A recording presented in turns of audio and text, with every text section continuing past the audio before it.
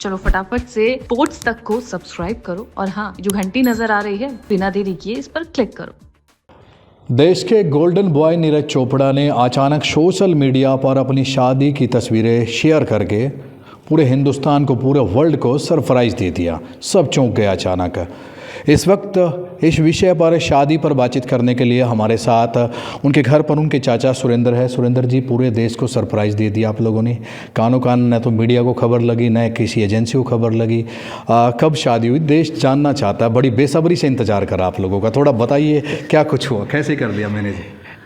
देश ने तो जान ही लिया है, क्योंकि पोस्ट से देश को पता लग ही गया कि शादी हो चुकी है। जानना चाहते हैं चाचा से कि कैसे हो गया, कहाँ की, कैसे कैसे रहा। तो देखो, उम्र तो हो ही चुकी थी मुझे लग रहा है, और काफ़ी सारे लोग ऐसा बोल भी रहे थे, कंफ्यूज भी थे, अभी नहीं करनी चाहिए, करनी चाहिए, 1 ओलंपिक खेलना चाहिए, 2 खेलना चाहिए। तो अभी मुझे लग रहा है कि फिर 2 साल तक नीरज के कंपटीशन फिर चलने वाले हैं। तो यदि ये अब भी ना करते मैरिज तो 2 साल बाद फिर टाइम चला जाता। तो ये रीज़न रहे इसको ऐसा करने के लिए, और ये सब कुछ अचानक से नहीं हुआ, बिल्कुल एक योजनाबद्ध तरीके से हुआ है। कब से योजना था? प्लानिंग तो काफ़ी लंबी लगती है। नहीं, इतना बड़ा फंक्शन था ही नहीं, एक्चुअल में फैमिली फंक्शन था। और फैमिली सुनने में आ रहा है कि 2 मंथ लगातार चाचा सुरेंद्र, भीम चोपड़ा, पिताजी सतीश चोपड़ा, तमाम लोग लगे हुए थे। कैसे, मतलब मैनेज कैसे कर लिया, वो लोग जानना चाहते हैं। थोड़ा सा बताइए, ज़्यादा नहीं। नहीं, यदि ये इतना बड़ा फंक्शन होता तो मैनेजमेंट दिखती कि भाई हज़ारों लोगों को बुलाया हो। ये तो एक फैमिली फंक्शन था जिसमें मैक्सिमम 65-70 लोग ज़्यादा से ज़्यादा रहे हैं। कौन लोग थे वो, परिवार से या कोई भी? वो दोनों फैमिलीज़ कितने बन जाते हैं। उनका जो लड़की पक्ष है उनका भी जॉइंट फैमिली है, अपना भी जॉइंट फैमिली है। तो 20-20, 25-25 लोग तो हमारे फैमिली के ही हो जाते हैं। 50 लोग तो फैमिलीज़ के ही हैं दोनों के। अच्छा। तो उसमें कुछ 10 गेस्ट हैं जो रीति रिवाज में कंपलसरी थे। उसमें नीरज की टीम के लोग साथ में थे, जो मैनेज करने के लिए साथ में खड़े रहे।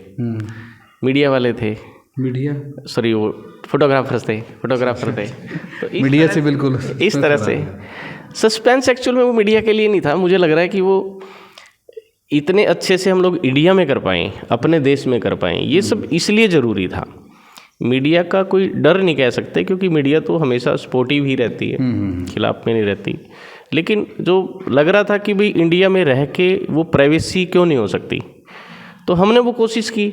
और आई होप कि उसके लिए कोई एजेंसी सरप्राइज लग रहा है तो वो इसका मतलब है कि हो पाई। नहीं, कोई एजेंसी हायर किया, फिर ये परिवार का प्लान था? क्या था ये चाचा सुरेंद्र? मैं सुनने में आया कि ये पूरा प्लान आपका था कि भाई मैं मैनेज करूँगा सारी चीज़ें। देखिए, मुझे लगता है कि वो क्रेडिट लेने वाला तो काम मैंने कभी किया ही नहीं, और ये फैमिलीज़ का काम होता है। फैमिली स्ट्रेंथ की बात होती है, एक आदमी के बस का कभी नहीं होता। ये दोनों फैमिलीज़ की सपोर्ट रही तो तभी ये हो पाया है। अच्छा। शादी के बाद उनकी जो पत्नी है वो घर भी ले आए, पूरे गांव को नहीं पता लगा, मीडिया को पता नहीं लगा। क्या वाकई में नीरज की जो वाइफ थी यहाँ पर आई और वो सब रीति रिवाज किए? आप लोगों ने क्या क्या किए? अच्छा, देखो, इस रीति रिवाज को करने के लिए ही इस फंक्शन को लिमिटेड लोगों के साथ में किया है। मतलब और हमने वाकई मतलब वहाँ जो 3 दिन बिताए पहाड़ों में, जो डेस्टिनेशन वेडिंग हमने करके देखी, वो पहली बार की हम लोगों ने। बड़ा मज़ा आया। मुझे लग रहा है कि यदि आपकी वीडियोज़ को जितने भी लोग देख रहे हैं, तो मैं उनसे अपील यही करूँगा कि यदि वो ज़्यादा पैसे वाले लोग हैं तो वो इंडिया में ही शादी करें, प्राइवेसी यहाँ भी हो सकती है। यदि वो कम पैसे में भी इंडिया में कुछ करते हैं तो मुझे लग रहा है कि वो फंक्शन को इस तरह से करना चाहिए कि फैमिली का फंक्शन अलग करें और गेस्ट का गेट टुगेदर अलग करें। तो मतलब पहली बार मैंने महसूस किया कि फैमिली फंक्शन को फैमिली एंजॉय कर रहा है, शादी के फंक्शन को फैमिली एंजॉय कर रही है। मेरा सवाल फिर मैं वही से करता हूँ। क्या नीरज की वाइफ गांव आई थी?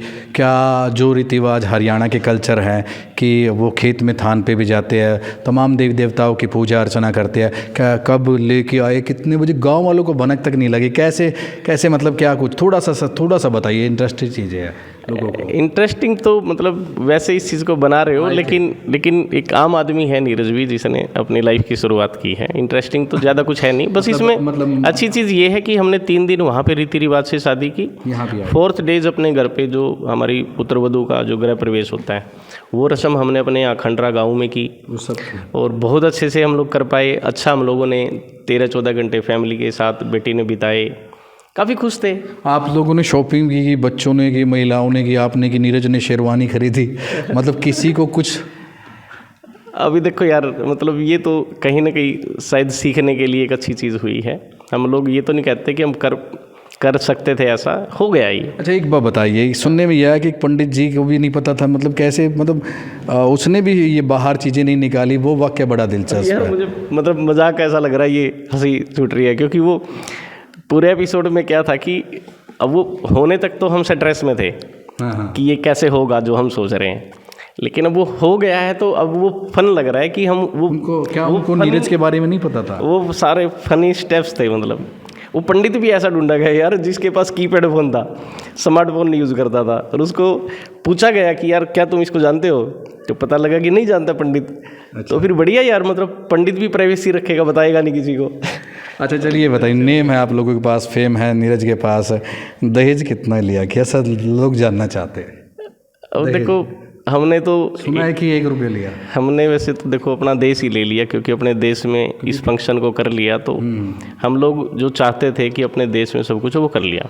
रही बात दहेज की, तो हमारा फैमिली शुरू से इस रीति के खिलाफ रहा है बहुत। यदि आप जॉइंट फैमिली में हमारे कभी भी समय लगे ऐसा आप लोगों को दिखाने का, दर्शकों को, तो कभी दिखाना पर्सनली कि इतनी फैमिली, जॉइंट फैमिली में मैनेजमेंट है हमारी, जिसमें कि ये दहेज शब्द कोसों दूर है पहले से ही। अच्छा। इस शादी को भी हमने 1 रुपये की शादी से ही किया। मतलब 1 रुपये आप लोगों ने दहेज का लिया, सिर्फ बहुत मान्यता? 1 रुपये वो दहेज नहीं बोल सकते, वो एक शगन होता है, वो शगन होता है। यदि उसके साथ दहेज जुड़ता तो हम वो भी ना। नीरज चोपड़ा ने कोई दहेज, बिना दहेज की शादी की आपके परिवार ने? ये डेफिनेटली, इसको आप ट्रस्ट कर सकते हो, इसको आप बाद में वेरीफाई भी कर सकते हो। अच्छा एक सवाल और लोगों के मन में आखिरी में पूछना चाहूँगा, और नीरज की खुद की पसंद थी या माँ बाप की पसंद थी, कैसे मिले, थोड़ा सा ये और जनता जानना चाहती है।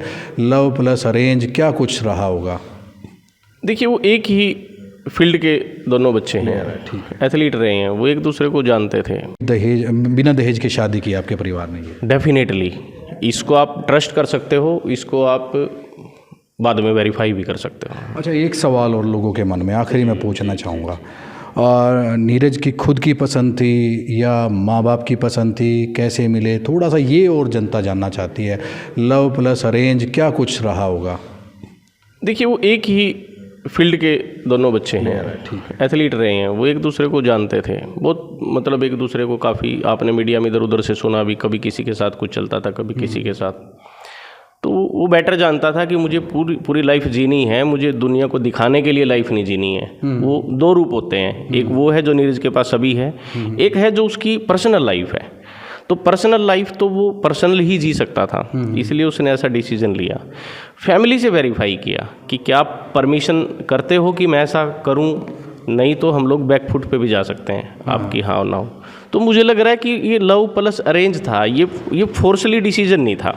मतलब नीरज ने आप लोगों से पूछा, फिर आप लोगों पूरा परिवार सहमत था उसके बाद? बाकायदा परमिशन ली, बाकायदा एक होता पूछना कि बताना कि मैं ऐसा कर रहा हूँ, एक होता है कि ऐसा पूछना कि भाई मैं इस तरह से ये पसंद करता हूँ, यदि आपको ठीक लगता है तो हम इसको रिश्ते में बदल सकते हैं। चलिए शादी तो हो गई, अब कुछ लोग इंतज़ार भी करते हैं कि भाई रिसेप्शन होगा, हम भी जाएंगे नीरज चोपड़ा की शादी में, तो क्या कुछ ऐसा कोई प्लानिंग है आने के बाद, 1-2 महीने बाद, 15 दिन 20 दिन बाद? अभी फ़िलहाल करंटली नहीं है, क्योंकि अभी इंडिया से बाहर हैं, तो अभी मेरे होपफुली वो 1 हफ्ते बाद ट्रेनिंग की वीडियोस आप देखोगे, वो अपने काम पे लग चुका होगा। वो बेटी भी पढ़ाई कर रही है, तो वो भी अपनी पढ़ाई पे जा चुकी होगी, और वो एक दूसरे को जानते हैं। तो वो मुझे नहीं लगता कोई इस तरह की एक्साइटमेंट कोई होती है कि 1 महीना हनीमून पे रहें। वो दोनों ही अपने फील्ड के मतलब काफ़ी वेल नोन हैं, तो वो जब वापस इंडिया में आएंगे, कन्वीनियंट टाइम जो दोनों का रहेगा, तब वो रिसेप्शन का प्लान रहेगा, वो आप लोगों को बताया जाएगा, वो सीक्रेट नहीं रहेगा। एक तो बिना दहेज शादी की क्या कहना चाहोगे, क्या मैसेज देना चाहोगा, चोपड़ा परिवार क्या कहना चाहेगा पूरे प्रकरण को लेके, और बिना दहेज शादी की क्या कहना चाहोगे? मैं संदेश पैसे वाले लोगों को देना चाहूँगा कि यदि वो समाज से कुरीतियाँ ख़त्म करना चाहें, तो आम आदमी और मध्यम आदमी ये ज़मीन बेचने से, घर बेचने से और बैंक लोन लेने से बच जाएगा। तो उन लोगों को पहल करनी चाहिए। हमने भी कोशिश की, हमारे पास तो ज़्यादा पैसे नहीं हैं, मध्यम हैं, हमने कोशिश की तो वो लोग भी कर सकते हैं। जब यदि वो करना शुरू करे तो ये दहेज और इतने सारे कोर्ट केसेस, इतने सारे लेन देन के मुकदमे, ये समाज से हमारे हट जाएंगे, क्योंकि हमारी संस्कृति इस तरह से बनी नहीं है जैसे ही हम लोग ये काम करने लगे हैं। हिमाचल में शादी भी कहा? हाँ, हिमाचल पहाड़ियों में हुई, बड़ा मतलब बड़ा मजा है, बड़ा एंजॉय किया। चलिए शुक्रिया। तो हमारे साथ नीरज चोपड़ा के चाचा सुरेंद्र चोपड़ा थे, जिन्होंने आज तक से खास बातचीत की, और पूरी प्लानिंग के पीछे सुरेंद्र का भी नाम बताया जा रहा, हालांकि पूरा परिवार था और लगभग 2 महीने से तैयारी की थी। और सबसे बड़ी बात, नीरज चोपड़ा ने बिना दहेज के शादी की, 1 रुपया सुगुन का लिया। तो एक मैसेज इन्होंने पूरे समाज को भी ये दिया है कि भाई दहेज प्रथा ख़त्म करनी चाहिए, और जो सस्पेंस था वो धीरे धीरे हटता भी जाएगा। इन्होंने ये भी कहा कि धीरे धीरे जो तस्वीरें हैं शादी की, वो भी धीरे धीरे सोशल मीडिया पर सामने आती जाएगी। अपने सहयोगी के साथ प्रदीप रेड्डू, आज तक। चलो फटाफट से पोर्ट्स तक को सब्सक्राइब करो, और हाँ, जो घंटी नजर आ रही है, बिना देरी किए इस पर क्लिक करो।